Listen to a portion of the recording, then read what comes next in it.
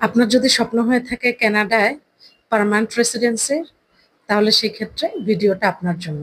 আজকে আমরা আলোচনা করব এমন একটা প্রোগ্রাম নিয়ে যার মাধ্যমে কানাডার সরকার আপনাকে জবও দিবে, সাথে সাথে পিআরও দিয়ে দিবে।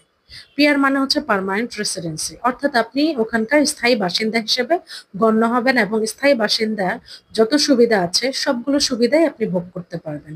যেমন আপনার বাচ্চাদের ফ্রি টিউশন, তারপরে মেডিকেল, অন্যান্য আরো যত নাগরিক সুবিধাগুলো আছে সবগুলোই কিন্তু আপনি ভোগ করতে পারবেন এই প্রোগ্রামটার মধ্য দিয়ে যদি আপনি কানাডায় যেতে চান। তাহলে কি এখন জানতে চান যে কানাডার কোন প্রোগ্রাম আছে সরকার যেটা চালু করেছে, যার মাধ্যমে আপনি যেতে পারবেন কানাডায় এবং পার্মানেন্ট রেসিডেন্সিও পেয়ে যাবেন? ওকে, তাহলে এখন বলছি সেই প্রোগ্রামটার কথা। সেটা হচ্ছে কানাডার কেয়ার গিভার প্রোগ্রাম। এই প্রোগ্রামের জন্য আইএলস এর মাত্র 4 পেলেই এনাফ। যদি কেউ আইএলস এ মাত্র 4 পান, মানে 4 পান, তাহলেই কিন্তু আপনার জন্য এই দরজাটা খুলে যাবে। সাথে আরো কি কি লাগবে? সাথে লাগবে আপনার এডুকেশনাল সার্টিফিকেট, এবং লাস্ট যে সার্টিফিকেটটা আপনার আছে, যদি কেউ ডিপ্লোমা করে থাকেন নার্সিং এর উপরে বা হেলথ কেয়ারের যে কোনো প্রোগ্রামের উপরে, তাহলে সেক্ষেত্রে সেই প্রোগ্রামের আপনার কিন্তু একটা ইসিএ করাতে হবে, মানে এডুকেশনাল ক্রেডেনশিয়াল অ্যাসেসমেন্ট। এই ইসিএটা করাতে হবে। এর মাধ্যমে বোঝা যাবে বাংলাদেশে আপনি যে শিক্ষাটা অর্জন করেছেন এটার ভ্যালুটা কানাডাতে কোন পর্যায়ে আছে, এটা বোঝার জন্য ইসিএ। তাহলে আপনার হাতে থাকতে হবে আইএলটিএস এর রেজাল্ট, আপনার হাতে থাকতে হবে ইসিএ, আর হচ্ছে আপনার একটা সুন্দর করে কভার লেটার এবং সিভি, যেটা কানাডিয়ান স্টাইলে হবে। এই কয়েকটা জিনিস থাকলেই আপনি কিন্তু সুন্দরভাবে, বিভিন্ন এমপ্লয়ার কিন্তু বিভিন্ন সময় ভ্যাকেন্সি দেয়, আপনি সেখানে অ্যাপ্লাই করবেন, আপনি হচ্ছে আরামসে এই জবটা পেয়ে যাবেন। জবের আগে অবশ্যই কিছু প্রসেস আছে, স্টেপ আছে, সেগুলো সব ফলো করে দেন আপনি ইন্টারভিউতে যখন বসবেন, ইন্টারভিউ দেওয়ার পরে ওদের আপনাকে পছন্দ হলে ওরা অফার লেটার দিবে, দেন আপনি কানাডাতে পিআর হিসেবে ওখানে চলে যেতে পারবেন ফ্যামিলি সহ।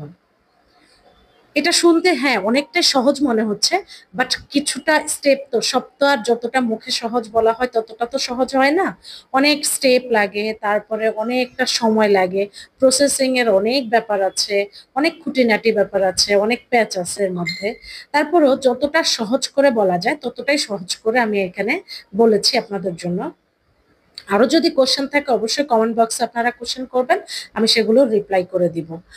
এখন আপনাদের এই 31শে মার্চে কিন্তু এই প্রোগ্রামটা চালু হবে, সুতরাং অ্যাজ সুন অ্যাজ পসিবল আপনাদের এই যা যা বলেছে রিকোয়ারমেন্ট এগুলো কিন্তু রেডি করে ফেলতে হবে।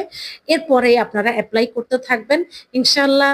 সামনে 2025-26 এই 2 বছরই হচ্ছে কানাডা সরকার এই প্রোগ্রামটা চালু রাখবে এবং এর মাধ্যমে 15,000 কর্মী কিন্তু নেওয়া হবে। সুতরাং আপনারা খুব ইজিলি কেয়ার গিভার হিসেবে, ওখানে মোট 2টা টিয়ারে নিবে।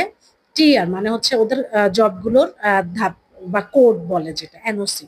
সো ওরা ওই 2টা এনওসি তে হচ্ছে কি ওরা এখান থেকে লোকজন নেবে, একটা কেয়ার গিভার হিসেবে নেবে, আরো অনেকগুলো আছে।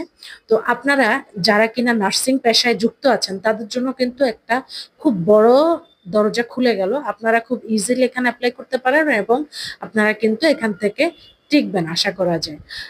বাংলাদেশের মানুষের আসলে একটু যেটা প্রবলেম যে কনফিডেন্সের অভাব, বাট একটু কনফিডেন্ট হয়ে যদি আপনি ইন্টারভিউটা ফেস করতে পারেন ইনশাল্লাহ এখান থেকে আপনার একটা ভালো সম্ভাবনা থাকবে। দালালকে লাখ লাখ টাকা না দিয়ে কিছু টাকা খরচ করে এই শুধু অ্যাপ্লাইটা করে যান, ইনশাল্লাহ ভালো ফলাফল পাবেন। সবাই ভালো থাকবেন, সবার জন্য শুভকামনা। আল্লাহ হাফেজ।